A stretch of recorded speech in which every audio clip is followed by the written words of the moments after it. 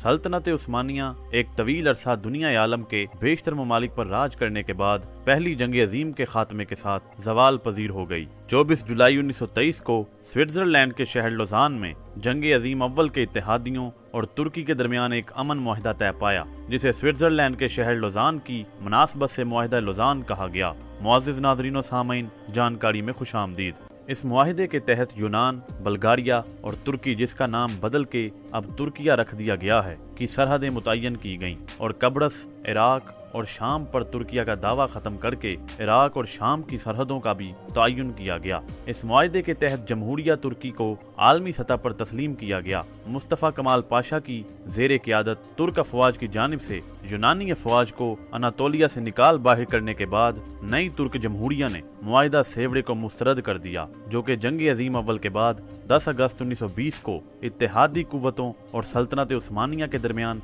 तय पाने वाला अमन मुआहदा था, जिस पर सल्तनत उस्मानिया ने तो दस्तखत कर दिए थे, लेकिन बाद अज़ां जमहूरिया तुर्की के बानी मुस्तफ़ा कमाल पाशा ने मुस्तरद कर दिया था, जिसके नतीजे में मुस्तफ़ा कमाल ने मुआहदे के बाद तुर्की की जंग आज़ादी का ऐलान कर दिया था और कुस्तुनतुनिया, जिसका नाम अब इस्तांबुल है, में बादशाहत को खत्म करके तुर्की को जमहूरिया बना दिया।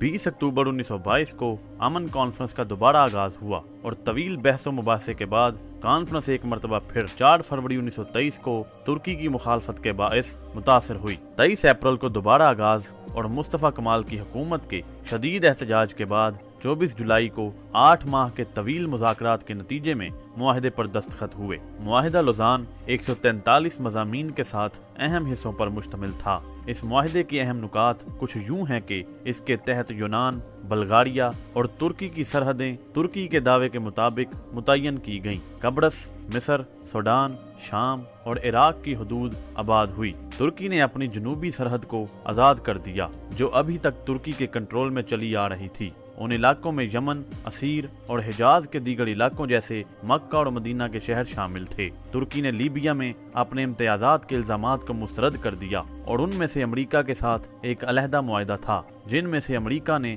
सेंट मुआहदा करने से इनकार कर दिया और उसके नतीजे में तुर्की ने रियायत का ऐलान किया। इस मुआहदे में दस्तखत कुनिंदा जो ममालिक थे, उनमें तुर्किया, बरतानिया, फ्रांस, इटली, जापान, यूनान, रोमानिया, और जो इस मुआहदे में फरीक थे, उनमें बरतानिया, फ्रांस, इटली, जापान, यूनान, रोमानिया, यूगोस्लाविया और तुर्की शामिल थे। ये मुआहदा फ्रांसीसी ज़बान में लिखा गया।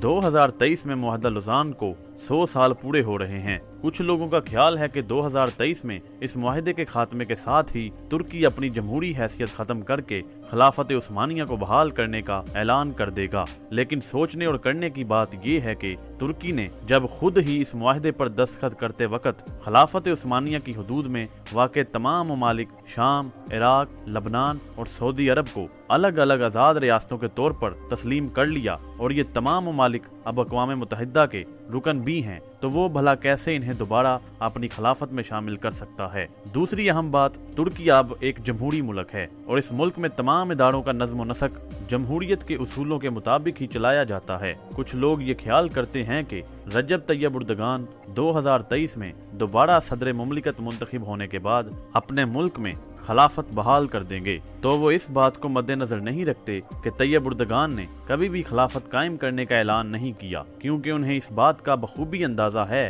कि वो भी जमहूरी तरीके से ही मुंतखब होकर आए हैं या आइंदा भी होंगे। 1923 में लोजान के रोमियन पैलेस में लोजान अमन मुआहदा तय पाया, जिसे उस दौर में तुर्की ज़ुबान में लोजान सुलह मुआहदा नामा सी से याद किया जाने लगा। मजीद वीडियोस देखने के लिए जुड़े रहें जानकारी के साथ। चैनल को सब्सक्राइब करें और बेल आइकन को दबाना मत भूलें। अल्लाह हाफिज़।